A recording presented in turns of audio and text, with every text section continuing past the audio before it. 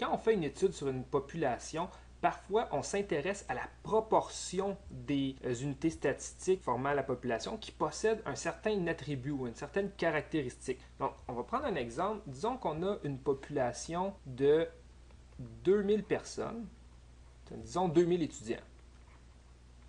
Alors, dans une école, il y a 2000 étudiants. Et puis, on veut connaître, disons, la proportion des étudiants qui ont les yeux bruns. Alors, on va écrire ici les yeux bruns.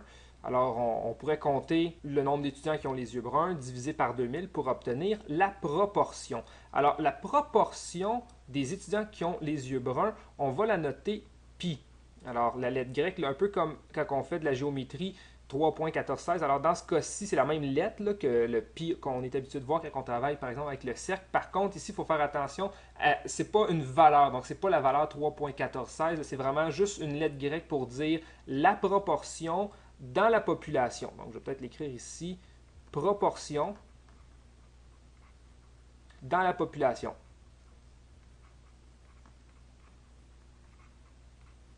Donc, par exemple, proportion dans la population des étudiants qui ont les yeux bruns, dans mon exemple ici. Alors, supposons dans notre exemple qu'il y a 20% de la population qui ont les yeux bruns. Donc, 20% de mes étudiants. Donc, 20%. Donc là, ici, ce qu'on va s'intéresser, c'est si on prend un échantillon dans la population. Donc ici, j'ai une population de 2000 étudiants. Disons que je forme des échantillons de taille 100 étudiants. Donc ça, c'est un échantillon. Et que je forme un échantillon de 100 étudiants. 100 étudiants. Alors, le premier échantillon ici, 100 étudiants. Alors voilà, j'ai un échantillon de 100 étudiants et dans cet échantillon-là, il y a une certaine proportion d'entre eux qui ont les yeux bruns. Alors, je vais appeler cette proportion-là P indice 1. Alors là, j'ai formé un échantillon de 100 étudiants parmi les 2000 qui me sont disponibles. Et là, des échantillons de taille 100, quand j'ai un bassin de 2000 étudiants parmi lesquels choisir, il y en a vraiment un nombre astronomique. Et là, je pourrais faire ça pour chacun des échantillons différents que je peux former. Donc, disons que je prends un deuxième échantillon de 100 étudiants.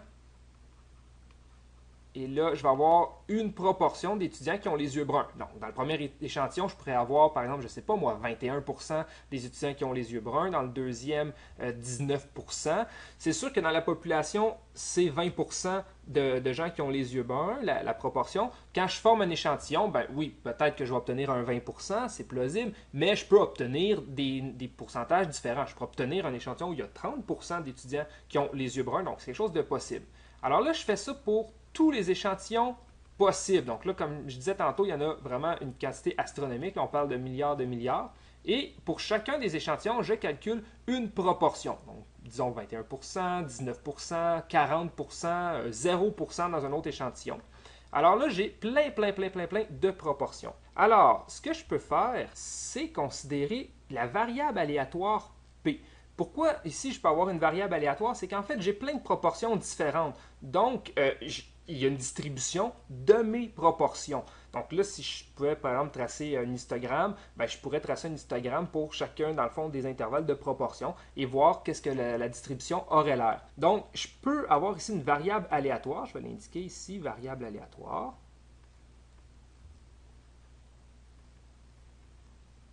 Dans le fond, qui va représenter la distribution des proportions des étudiants qui ont les yeux bruns pour un échantillon de 100 étudiants. Donc, qu'est-ce que représente cette variable aléatoire-là? La proportion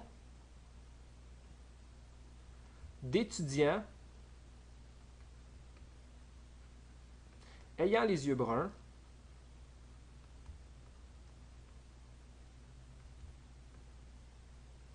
et là, non pas dans la population, mais dans un échantillon de 100 étudiants. Donc, la proportion d'étudiants ayant les yeux bruns dans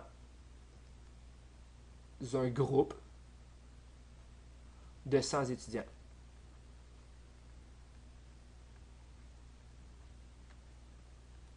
Donc, ici, les données que je vais traiter, ce sont des proportions. Donc, je vais avoir plusieurs proportions et chacune de ces proportions-là va être une donnée de la distribution P majuscule. Alors là, si j'ai des données, je peux calculer une moyenne et un écart type. Alors, la moyenne ici, on va dire mu indice P pour dire c'est la moyenne des proportions. Donc, en fait, j'ai une proportion par échantillon. Donc, je vais avoir beaucoup de données. Donc, je vais avoir autant de données qu'il y a d'échantillons possibles. Et là, ce que je fais, c'est que je calcule la moyenne de toutes les proportions obtenues. Eh bien, cette moyenne-là va être égale à la moyenne dans la population, plutôt la proportion dans la population.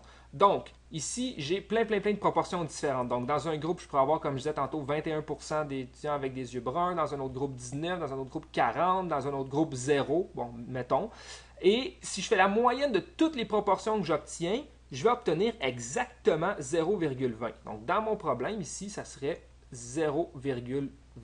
Pour l'écart type, donc on va, même chose, donner un indice ici pour dire que c'est l'écart type des proportions. Eh bien, celui-ci, il se calcule de la façon suivante. Il se calcule en prenant la proportion qu'on va multiplier par 1 moins la proportion.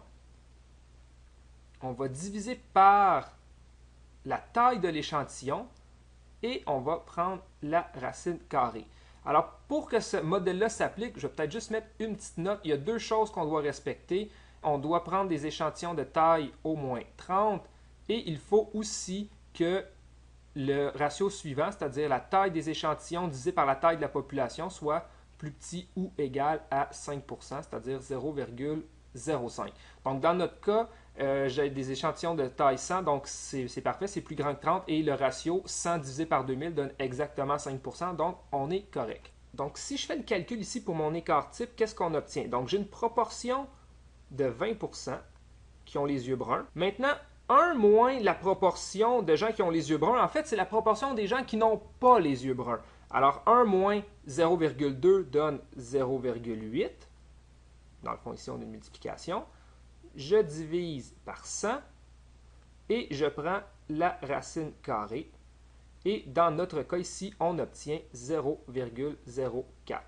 Donc, on a une distribution, la distribution des proportions des étudiants qui ont les yeux bruns dans un groupe de 100 étudiants. J'ai la proportion moyenne, donc la moyenne de ma distribution, et j'ai l'écart type des proportions qui me donne 0,04.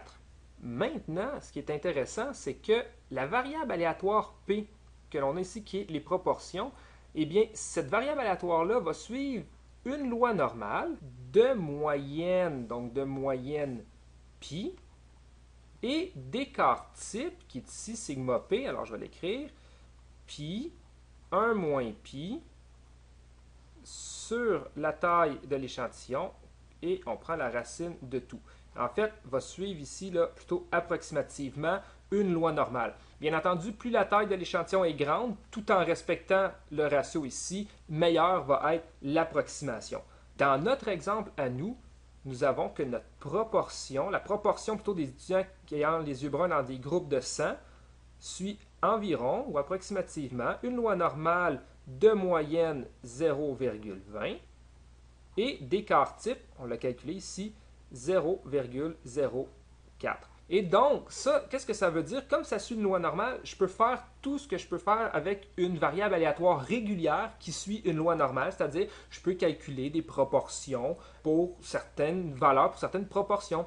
Donc, par exemple, imaginez un professeur qui rentre au début de la session dans une classe où il y a 100 étudiants et il sait que dans la population, il y a 20% des étudiants qui ont les yeux bruns. Eh bien là, on pourrait calculer, par exemple, la probabilité que dans le groupe où le professeur entre, qu'il y ait entre, je ne sais pas moi, disons 17% et 25% des étudiants qui ont les yeux bruns. Donc, on pourrait se baser sur la proportion qui est ici, qui est de 20%. Et donc, on pourrait calculer bon, ben, la proportion, la probabilité que la proportion se situe entre 17 et 25, en sachant que la proportion de la population, la proportion moyenne est de 20 et de l'écart type est de 0,04. Donc, on peut calculer ça avec une table de loi normale, étant donné qu'on suit approximativement une loi normale.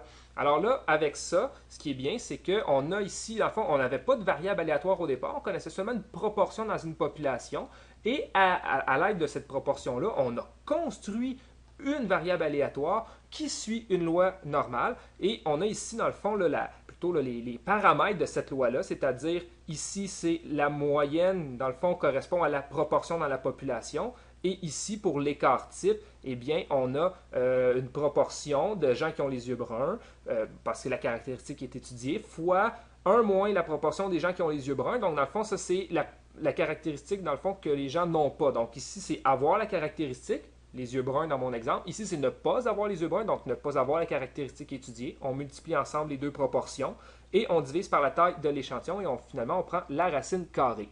Donc, ici, pour que notre variable aléatoire P suive approximativement une loi normale de paramètres, ici, là, bon, pi et racine de pi fois 1 moins pi sur n, on doit rencontrer certains critères, donc certaines conditions. Premièrement, il faut que la taille de l'échantillon soit au moins 30. Il faut que le ratio échantillon sur population soit inférieur ou égal à 5%.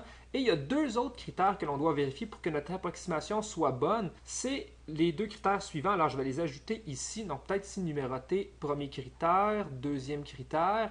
Et troisième et quatrième critère, en fait, il faut que la taille de l'échantillon fois la proportion soit au moins 5.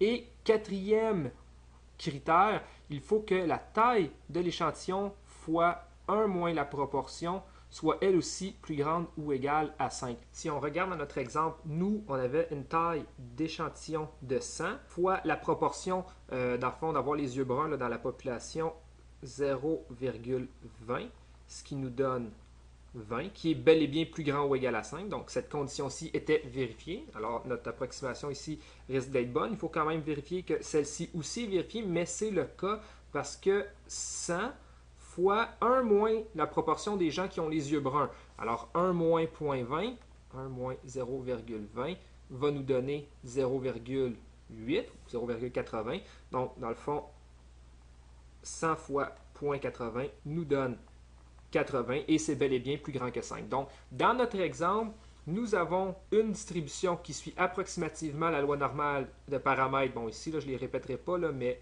les deux paramètres qui sont là, parce que les 4 conditions qui sont là sont vérifiées. Donc, l'approximation va être bonne et va suivre à peu près cette loi normale-ci.